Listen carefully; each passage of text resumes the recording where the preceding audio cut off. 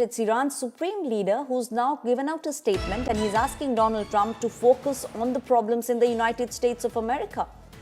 Khamenei is now accusing the protesters to acting on Donald Trump's behest.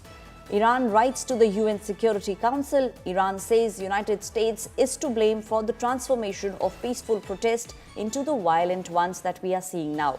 Iran has rejected destabilization practices of the United States of America. So this is a big statement that has now been made by Iran's supreme leader to the United Nations. Listen in.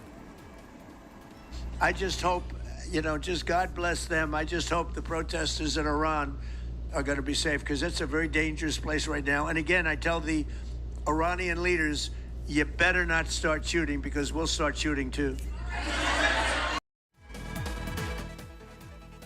Foreign Affairs editor Geeta Mohan is with me on the story. Geeta, we are seeing how Iran also is now hitting back, retaliating. They have now written to the UN Security Council, blaming the United States of America for the violent protests. Well, that's right. The blame game has begun.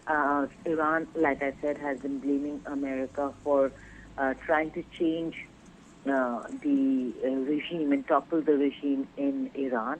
And America is not making it or hiding that fact that they are in fact looking at a regime change, whether it's internally or through military intervention by America, is something we'll have to wait and see. But that also has been clearly spelled out. So unlike in the past where the foreign interference was not so blatant, this time around it is very clear that there is going to be an intervention, and the warning has been that should protesters be killed, America will step in.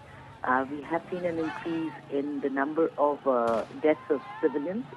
So again, not like in the past, because the kind of restraint the regime has shown is only because they do not want things going out of hand, where the international community criticizes them for having mistreated the protesters. But yes, the situation is such that there have been many incidents and instances of clashes between the police and the protesters, and therefore death toll is rising.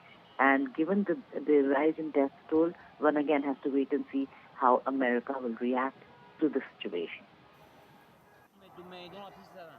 Right. Geeta, do you also believe that what we are seeing, these kind of statements, this is something which will continue in the coming days? Because we have seen this is not the first time that the youth are out on the streets and they are protesting against a regime change in Iran.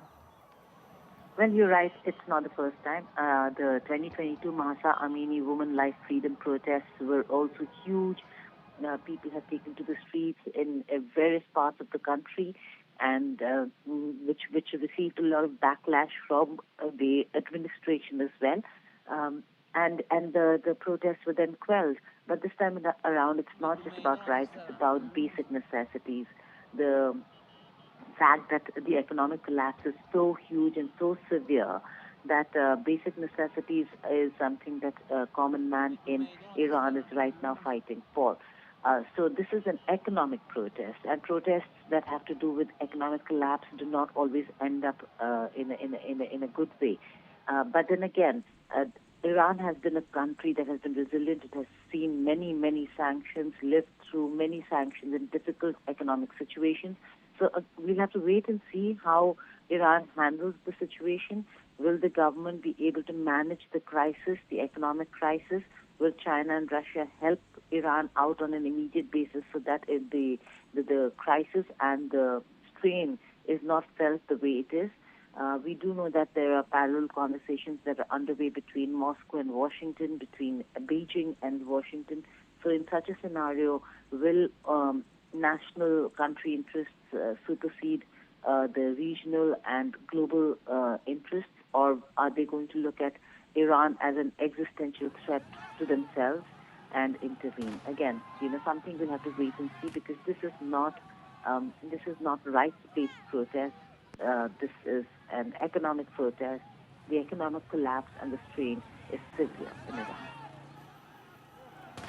Right. Geeta, please stay on with me. We've got some more breaking news which is coming in.